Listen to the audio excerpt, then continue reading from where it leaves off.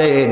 আমি পিছনে গিয়ে হাত তুললাম, শুনতে পেলাম নবীজি মুনাজাত করতে করতে এক পর্যায়ে গিয়ে বলছেন, রব্বুল আলামিন কিয়ামতের ময়দানে যেদিন বাপ তার সন্তান হারায় ফেলবে, মা তার সন্তান হারিয়ে ফেলবে, সন্তান মায়ের চিনবে না, ওই দিন ওই কঠিন হাসরের ময়দানে আমি যেন আমার খাদিজারে হারায় না যাই। মুনাজাত শেষে হযরত আয়েশা বলছেন, ইয়া রাসূলুল্লাহ, এই একটা বুড়ির বিয়ে করছিলেন, 25 বছর বয়সে 40 বছরের বুড়ি, এই বুড়ির কথা এখনো আপনার মনে জাগে? এর থেকে ভালো কুমারী মেয়ে তো আপনি বিবাহ করেছেন। নবীজির মুখখানা মলিন হয়ে গেল। আল্লাহর নবী বলেন, আয়েশা, খাদিজা সম্পর্কে এমন কথা জীবনে কোনোদিন তুমি আমার সামনে আর এরকম বলো না।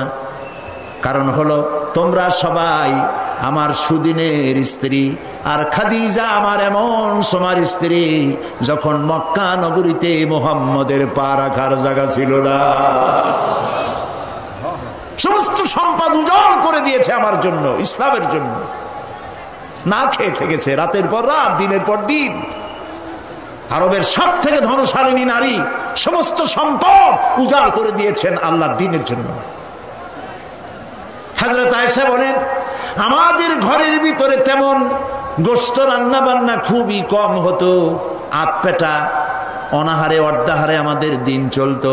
যেদিন কোনো ভাগ্যক্রমে কোনো গোশত আসতো অথবা কোনো ছাগল দুম্বা জবাও হতো, নবীজি গোশতগুলি ভাগ করে স্ত্রীদের ঘরে ঘরে দিয়া নিজে একটা পটলার ভিতরে কয়েক টুকরা গোশত নিয়ে মদিনার রাস্তায় ঘুরে বেড়াতেন। খাদিজার কোনো বান্ধবী পাওয়া যায় নাকি?